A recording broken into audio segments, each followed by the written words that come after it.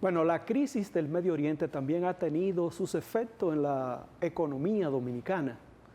Y dentro de esa lógica, el gobierno ha procedido a plantear...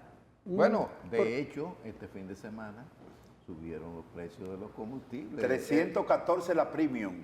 ¿Esa es la que tú compras? Esa es la que yo compro. ¡Ay, papá! Se ha planteado un proceso de concertación entre todos los sectores y actores de la vida nacional. Parece que nos estamos asimilando hacia hace 35 años atrás, cuando había una profunda crisis en la sociedad dominicana y se escogió a un mediador de aquí de Cibao, que era el que generaba los procesos de diálogo, exactamente, de diálogo y concertación.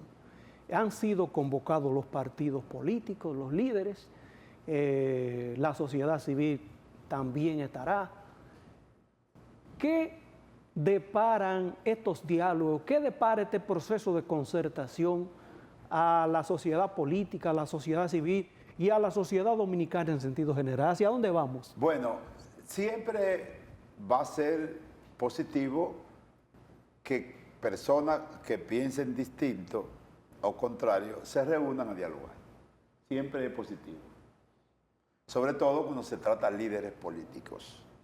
Siempre va a ser un elemento que aporte a la estabilidad política democrática, porque en el fondo de lo que se trata es de garantizar la seguridad de la estabilidad política que siempre en las últimas décadas ha gozado la República Dominicana. Y para eso se necesita el concurso no solamente del gobierno como figura central, como expresión última de una voluntad política dominante, sino también el concurso de partidos y líderes de oposición, y sobre todo con la experiencia de expresidentes de la República. En esa dirección, el presidente Luis Abinader anunció públicamente, a través de un consejo de gobierno de emergencia, que el gobierno tenía previsto reunirse con los principales líderes políticos del país. Comenzó con Danilo Medina y por lo que uno pudo observar en la prensa, Fue muy cordial. fue muy cordial, muy amena, parece que fue muy alentadora, ¿verdad?, para las posiciones del gobierno. Se anuncia para la próxima semana, no tiene fecha fija, se anuncia para la próxima semana una reunión con el expresidente de la República. La posibilidad. La posibilidad de que habrá que ver si se da o no esa reunión, porque dicen que hay sectores dentro de la fuerza hay del pueblo sectores que han han manifestado su desacuerdo con reuniones algunas con el gobierno. Habrá que ver cuál es la posición de Leonel. Recuérdate que en una ocasión el gobierno o Luis Abinader visitó a Leonel Fernández y parte de la cúpula política de la Fuerza del Pueblo se oponía y Leonel, sin embargo, se reunió. Sí, porque Leonel, como es jefe de Estado, sabe que hay cosas que son difíciles de evadir, ¿no? Exacto, entonces habrá que ver si se va a dar esa reunión. Me resultó sintomático que él no siguiera la misma línea de las reuniones pasadas, primero con Leonel y después con Danilo. Eso también simbólicamente manda un mensaje, que fue primero con Danilo y después con Leonel. Pero bueno, eso es materia de marketing político. ¿Y con Hipólito? En el caso, bueno, lo que pasa es que con Hipólito el impacto público de esas reuniones no la tienen igual, de la misma magnitud que fuera con Danilo o con Leonel, porque en el caso de Danilo y Leonel son opositores y en el caso de Hipólito es del gobierno. Pero es decir, Hipólito está pujando internamente por una candidatura. Pero ya eso se queda dentro de lo interno del PRM, pero evidentemente que Hipólito defiende al gobierno como tal, y claro, es su gobierno. Claro. Y entonces, bueno, se queda ahí entre familias. Con Hipólito no hay problema, para fines de buscar algún nivel importante de entendimiento, porque en el fondo de lo que se trata aquí es de que se vislumbran días apesadumbrados para el mundo entero. ¿Verdad?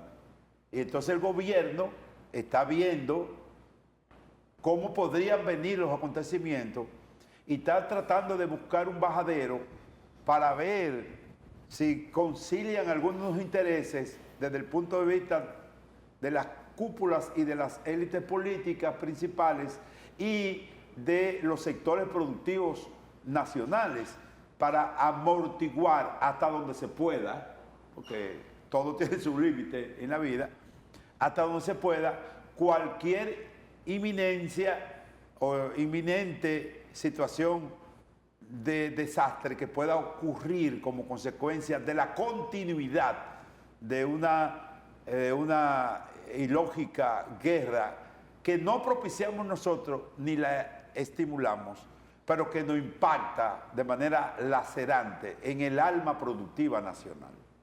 Esa es la verdad. Bueno, esa guerra del Medio Oriente, no tenemos vela en ese entierro, pero sin embargo estamos sufriendo las consecuencias negativas de ella, ¿verdad? Como en el plano económico, una inflación mundial, ya en Estados Unidos incluso la inflación ha incrementado en el mes de marzo, ¿verdad? Aquí en la República Dominicana nosotros estamos ya en el último informe del Banco Central de la inflación en el mes de marzo, en el umbral del rango meta de la inflación. ¿Cuánto es el rango meta? 4 más menos 1. Es decir, lo que el Banco Central entiende deseable es que la inflación esté por debajo de un 4% anual. Ya ha superado el 4%, aunque mantiene un 1% adicional, sí, que todavía... pero estamos ahí, en el límite ya. Sí, ya el 5%, estamos en 4.67, ¿verdad? Estamos en el umbral del rango meta. Eso indica que esta guerra ya nos está empezando a dar duro a nosotros, sin tener vela en ese entierro, como dicen los dominicanos, ¿no? Sí.